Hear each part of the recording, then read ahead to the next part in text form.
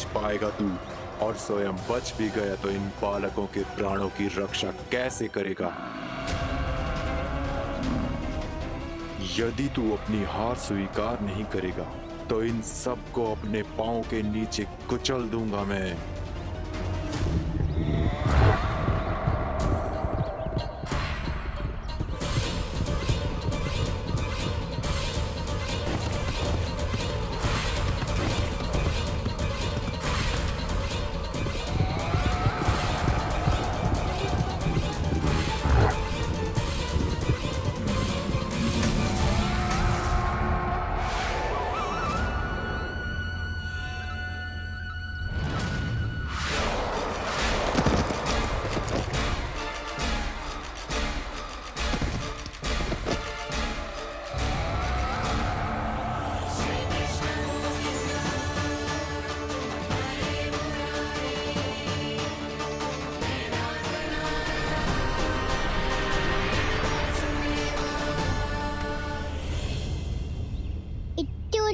क्यों प्रमिला?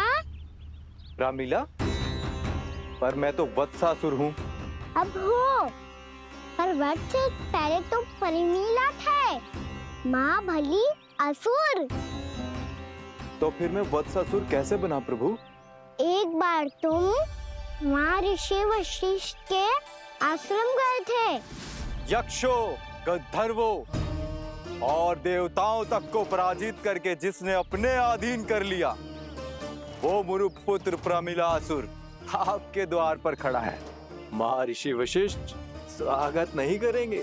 द्वार पर खड़ा व्यक्ति देवता या असुर नहीं होता है प्रमिला, वो तो बस एक अतिथि होता है, और अतिथियों का स्वागत करना हमारी परंपरा है। आओ। पर वो नहीं जानते थे, अभिमान तुम्हारे विवेक को निकल चुका था। आपने हमारा स्वागत तो कर लिया महर्षि, परंतु यहाँ तो हमारे बैठने के लिए उचित स्थान तक नहीं है। हे माता नंदिनी, असुर राज के लिए आसन की व्यवस्था कीजिए।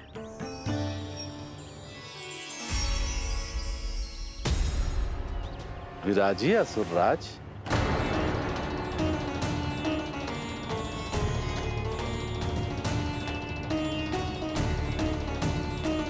अब जब आपने मुझे बैठने के लिए कहा ही है, तो भोजन की व्यवस्था तो होनी ही चाहिए।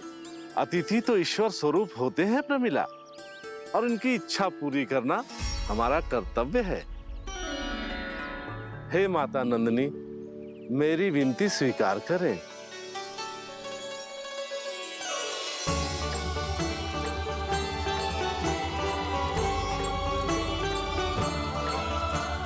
आरंभ करो प्रमिला। ये तो बहुत ही चमत्कारी गाय है, किसी भी मूल्य पर इसे प्राप्त करना ही होगा मुझे। फिर तुमने ऋषि वशिष्ठ से नंदिनी को पाने की योजना बनाई, और कुछ ही दिन के बाद ब्राह्मण का रूप लेकर उनके आश्रम पहुंच गए। कहिए ब्राह्मण देव, मैं आपकी क्या सेवा कर सकता हूँ? महर्षि वशिष्ठ के आश्रम आया हूँ। रिक्त हाथ वापस लौटना तो संभव ही नहीं है। ईश्वर की कृपा से आपके मन में जो है वो सब मिलेगा। अपनी इच्छा प्रकट कीजिए ब्राह्मण देव। तो महर्षि, ये गाय मुझे दान में दे दीजिए। गाय मुझे दान में दे दीजिए। किस सोच विचार में पड़ गए महर्षि? क्या आप ब्राह्मण की इच्छा पूरी किए बिना ही उसे आश्रम से लौटा देंगे? किंतु इस ढोंगी के कुचक्र में मत फंसिए महर्षि। ये ब्राह्मण नहीं, असुर प्रमिला है, जो छल में मुझे आपसे छीनने आया है। छल? मेरे साथ छल करता है दुष्ट? तुझे इस कपट का दंड अवश्य मिलेगा। माता नंदिनी, इसके कुकर्म का फल दीजिए। तूने एक दिव्य गाय को पाने के लोभ में अपना वेश बदला था। अब मैं तुझे श्राप देती हूँ, तेरा वेश सदा सदा के लिए बदल जाएगा। इसी क्षण से गाय का बछड़ा अर्थात वत्स बन जाएगा तू वत्सासुर। बन जाएगा तू वत्सासुर। ये क्या हो रहा है मुझे?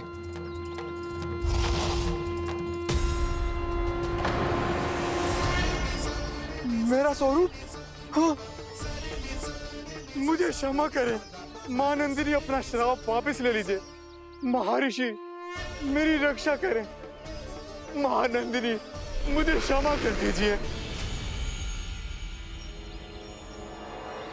भूल हो जाने के बाद उसे सुधारने का एक अवसर तो सभी को मिलना चाहिए माँ। इसे क्षमा कर दीजिए माँ, इसे अपनी भूल का पश्चाताप है। आपसे अधिक और कौन जानता है महर्षि, दिया हुआ श्राप वापस नहीं लिया जा सकता। पर मैं तुम्हें वरदान देती हूँ, तुम्हें वत्सासुर के रूप में केवल द्वापर युग तक रहना होगा। उसके बाद स्वयं प्रभु श्री विष्णु के अवतार तुम्हें मुक्ति प्रदान करेंगे।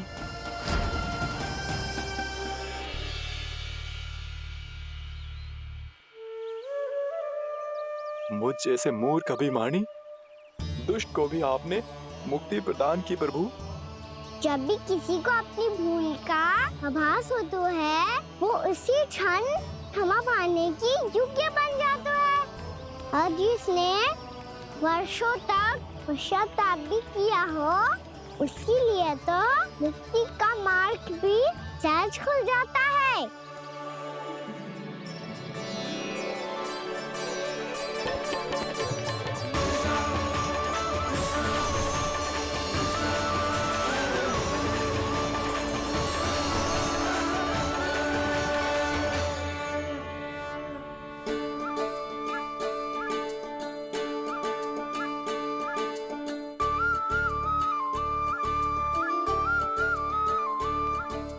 यशोदा,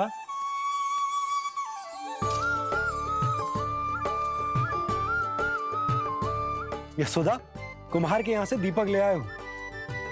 हर बार की भांति इस बार भी पूरा गांव दीपों से जगमगा उठे हो। वृंदावन में जे हमारी पहली दीपावली है और जे हम बड़ी धूमधाम से मनाएंगे। रानी भाभी, तोरण के रूप में जे टांग दो दौर पे। हाँ, टांग दे। अरे ठहरो, बंसी, जे तोरण थोड़ी ना है। तोरण तो आम के पत्तों और गेंदे के फूल का बनता है। जे किसने कही तुझे ऐसे टांगने के लिए? तोरण क्यों टांगते हैं पता है?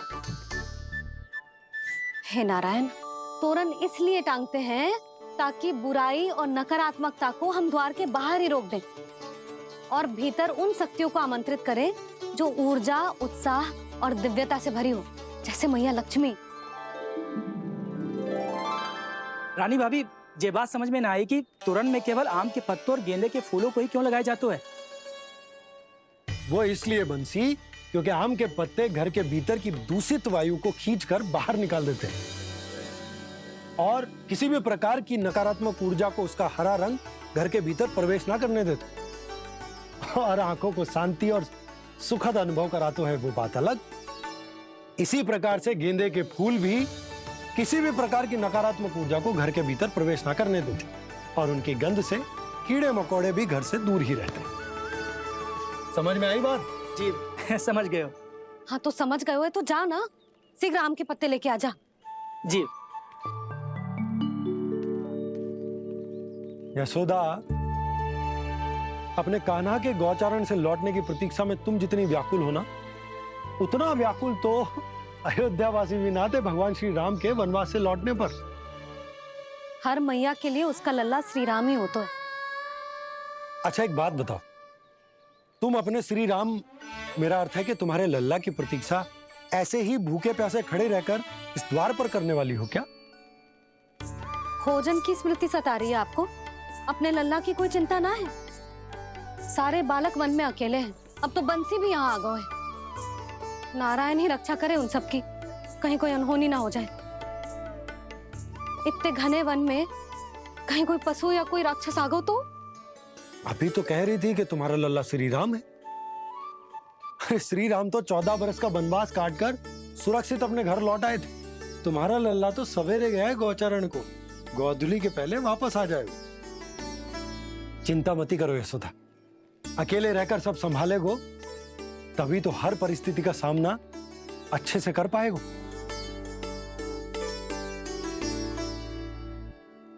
कान्हा,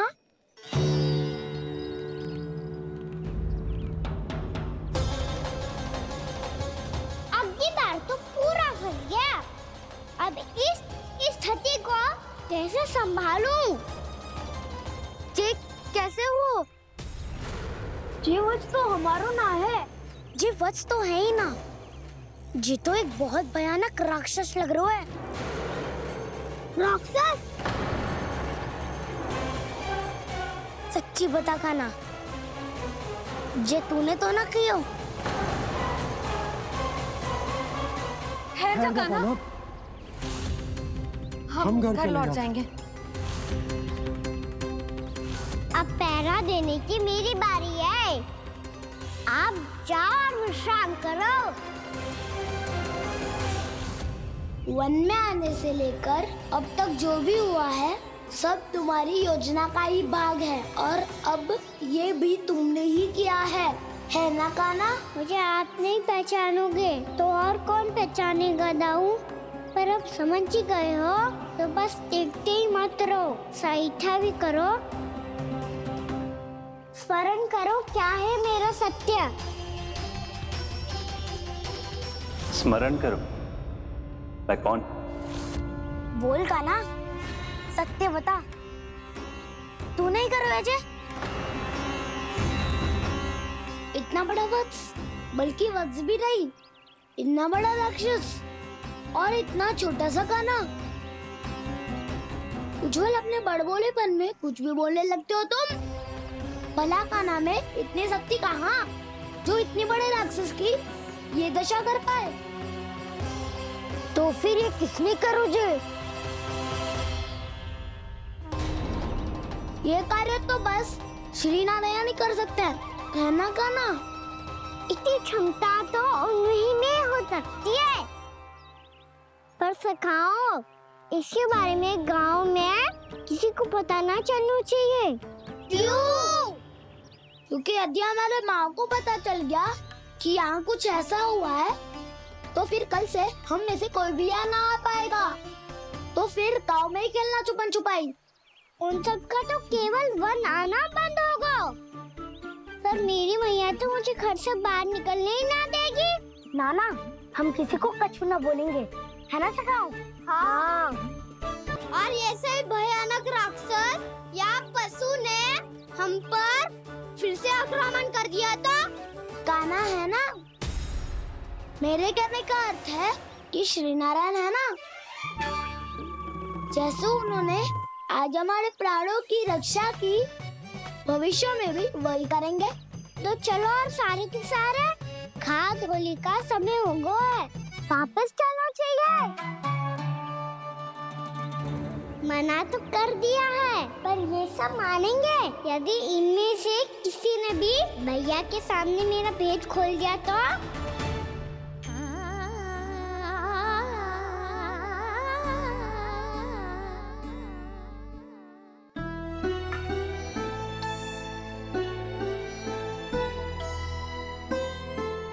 यशोदा, आओ कछु खा लो। मैं अब और प्रतीक्षा ना कर सकती, मैं जा रही हूँ। भूखी जाओगी? हाँ। और जब कान्हा पूछेगो कि मैया आपने भोजन कियो कि ना, तो क्या कहोगी? जब उसे पता चलेगो कि उसकी प्यारी मैया उसके बिना भोजन ही ना करती, तो वो स्वयं भी भोजन ना करेगो, पूरे दिन भूखा रहेगो। यही चाहती हो तुम? कान्हा के लिए भोजन कर लो, फिर मैं स्वयं लेकर चलूंगा तुम्हें कान्हा के पास।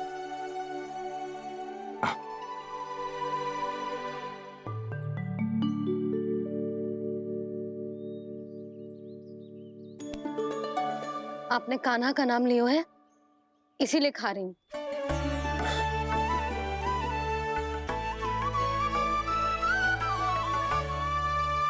तो जय कृष्ण के नाम को।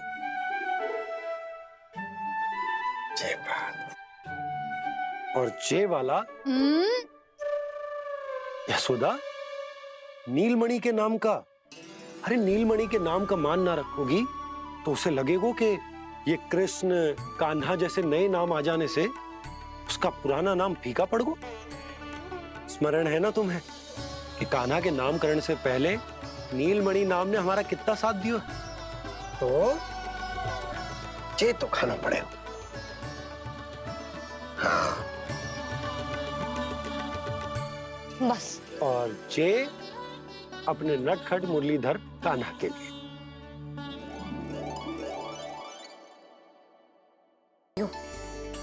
अब चलो, ले चलो मुझे उसके पास। आपने कही थी ना। हाँ यशोदा, ये लो।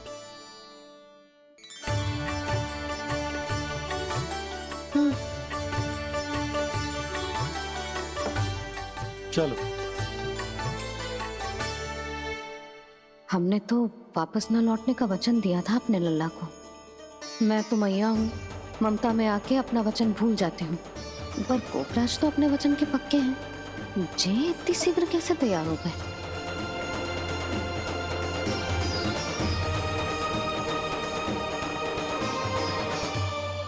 मरण है ना, आज जो हुआ है उसके बारे में कोई एक शब्द भी ना बोलेगा, समझ गए? हम तो समझ गए कान्हा, और हम बताएंगे भी ना। पर इसकी मृत्यु देखकर क्या करें? यदि किसी गांव वाले ने देख लिया तो हमें तो बताने की आवश्यकता ही ना पड़ेगा। चिंता मत करो, श्री नारायण सब संभाल लेंगे। ये जहाँ से आया है वही पहुँचा देंगे इसे। वाह दाऊ, क्या सुझाव दिया है आपने?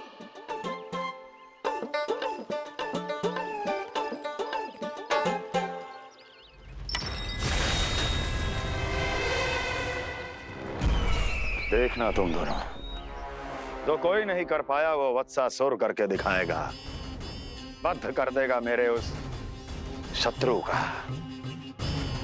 विष्णु अवतार।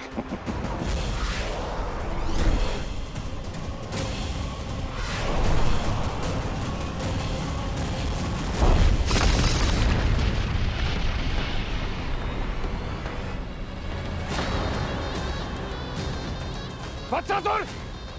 वत्सासुर! कैसे मारा उस विष्णु अवतार ने गौवंश को? तुमने वत्स का अर्थात गोवंश के जीव का वध किया है कान्हा? नहीं दाऊ, मैंने तो राक्षस वत्सासुर को मोक्ष किया है। अपने कर्मों को घुमा फिरा के सही सिद्ध मत करो कान्हा। मेरी बात सुनो, मैं दाऊ हूँ तुम्हारा। वो जो भी था पण था तो गोवंश से ही ना। तुमसे उसकी हत्या हुई है और तुम्हें इसका प्रायश्चित करना ही चाहिए। ऐसे करूं?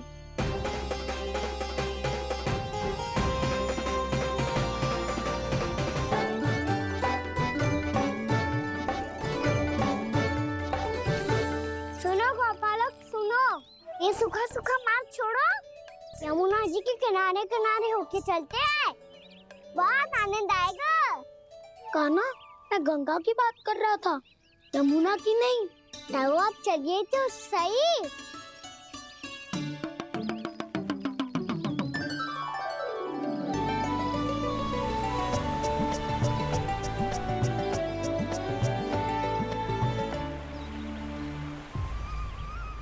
तुम मुस्कुरा क्यों रहे हो? कौन सी योजना बन रही है तुम्हारे मस्तिष्क में? और हम यमुना की ओर क्यों जा रहे हैं?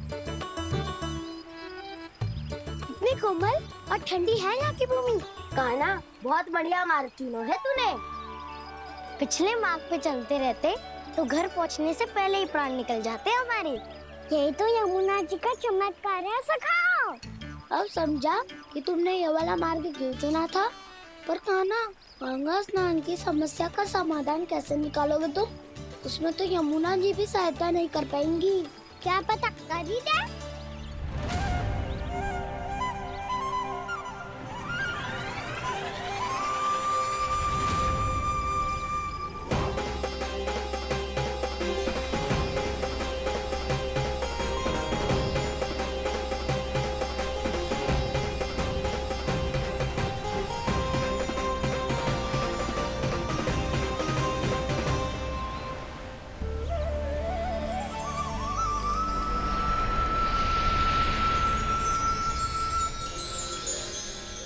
देवी यमुना, आज आपकी लहरों में अलग ही उत्साह है। बहुत प्रसन्न लग रही है आज। प्रणाम देवी गंगा। प्रसन्नता की बात तो है ही। वृंदावन में मेरे तट के निकट से होकर आज श्री कृष्ण जा रहे हैं। मेरा जल उनके चरण कमलों को स्पर्श कर पा रहा है देवी।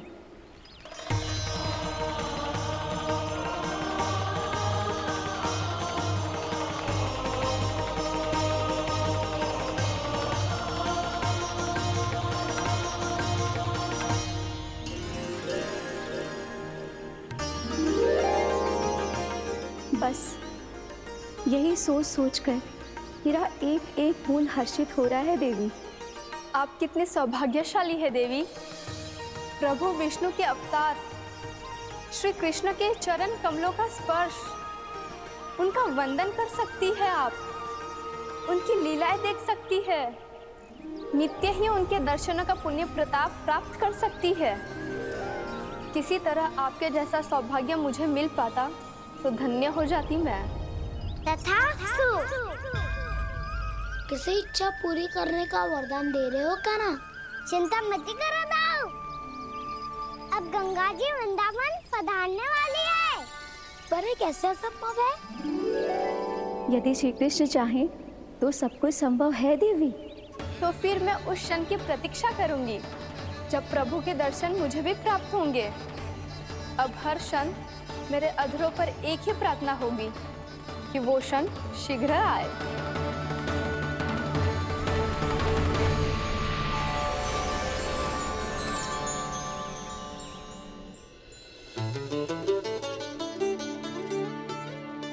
लगता है इस बार दीपावली की सारी सजावट का दायित्व घर के पुरुषों ने ले रखा है। रुको जी, सुनो, आपने तो कान्हा को वचन दिया था ना कि अब हम पीछे पीछे उसके साथ वन में ना जाएंगे। फिर क्यों ले जा रहे हो मुझे? कहीं कान्हा फिर से क्रोधित होगा तो? और आप अपना वचन तोड़ोगे? किसने कही मैं तुम्हें वन ले जा रहा हूँ? हैं? स्मरण करो यशोदा, मैंने कही थी कि मैं तुम्हें कान्हा के पास ले जा रहा हूँ। ध्यान से देखो, गोधली बेला है, कान्हा बस आ तो ही होगा।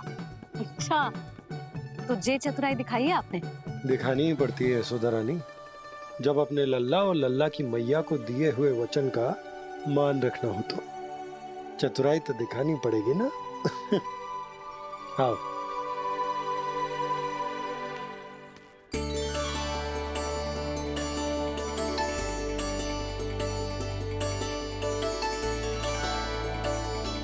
तो अपने अपने पतियों को काम सौंप कर सब यहाँ आ गई थे। इसी को तो ममता कहते हैं नंद जी। दीपावली जैसे त्योहार की व्यवस्था छोड़कर सब अपने लल्ला की प्रतीक्षा में हैं। जे आगे सारे बालक। मैया,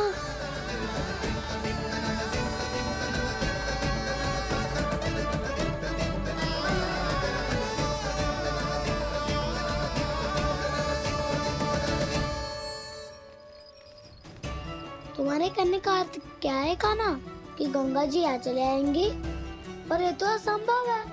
तुम कोई महादेव शिव तो ना हो तो गंगा जी को वृंदावन में उतार लोगे? पर अलग भी तो नहीं है। मैं और वो, हम दोनों एक ही हैं।